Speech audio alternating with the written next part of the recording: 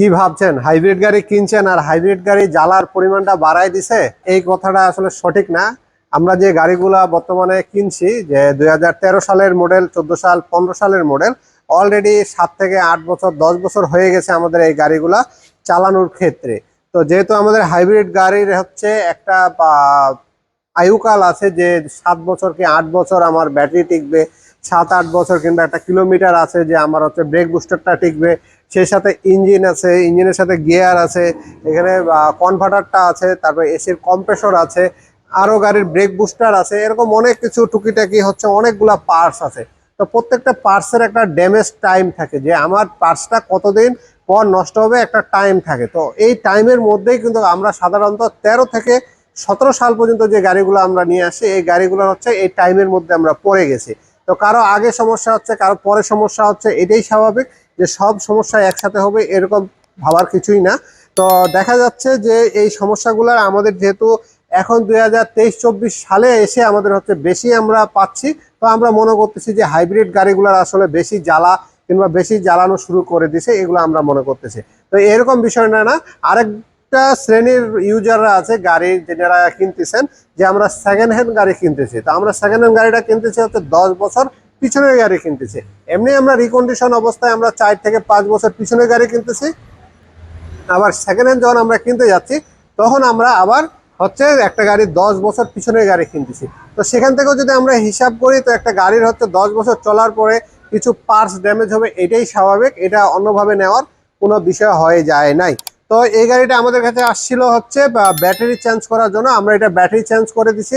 সেই সাথে হচ্ছে এই গাড়িটা স্টার্টে ঝামেলা ছিল, আর একটা ওয়ার্কশপ ছিল, সেখান থেকে আমরা পিক আপ দিয়ে টেনে নিয়ে আসছি।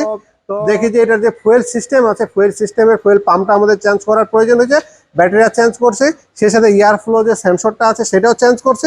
যে গাড়ি আজকে আমরা ডেলিভারি দিয়ে দিচ্ছিলাম, তো ড্রাইভারকে অলরেডি গাড়ি ডেলিভারি দেওয়ার জন্য আমরা বুঝাই দিয়ে গাড়ি নিয়ে চলে গেছিল। তো ওখান থেকে আবার ব্যাক আসছে, গাড়িটা ব্যাক আসে হচ্ছে ওনার এসিটা ঠান্ডা হয় না। তো আমরা যখন কাজ করতে গেছিলাম, তখন আমরা একটা ছোট এসির হচ্ছে একটা ইলেকট্রিকের সমস্যা পেয়েছিলাম।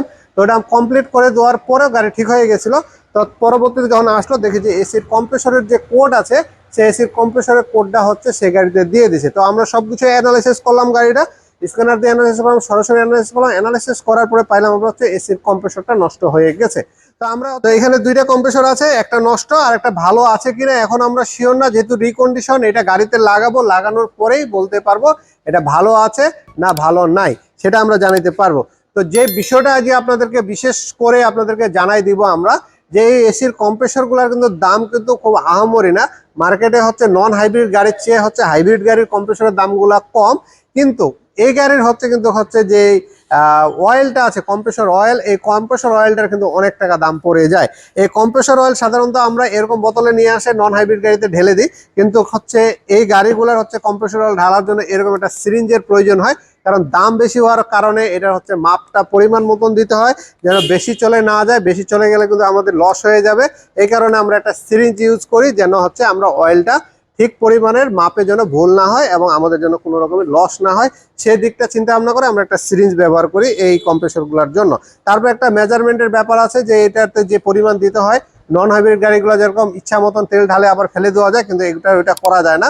তো এটা আমরা হচ্ছে তেলটা হিসাব করে দিব এবং পরিমাণ মতো দিয়ে আমরা কাজটা কমপ্লিট করব। তো সব মিলে আপনাদের এরকম হাইব্রিড গাড়ির সমস্যা হবে, এটাই স্বাভাবিক। সমস্যা হলে আমরা সমাধান করে দেব, এটাও সহজভাবে আছে। তো আমাদের একটা অফার চলতে যাচ্ছে সামনে, সেই অফারটা আমরা নেক্সট একটা ভিডিওতে জানাই দেবো। এটা পুরো নভেম্বর মাস জুড়ে চলবে। নেক্সট ভিডিও দেখার জন্য আমাদের সঙ্গে থাকবেন। ধন্যবাদ, সকলে ভালো থাকবেন।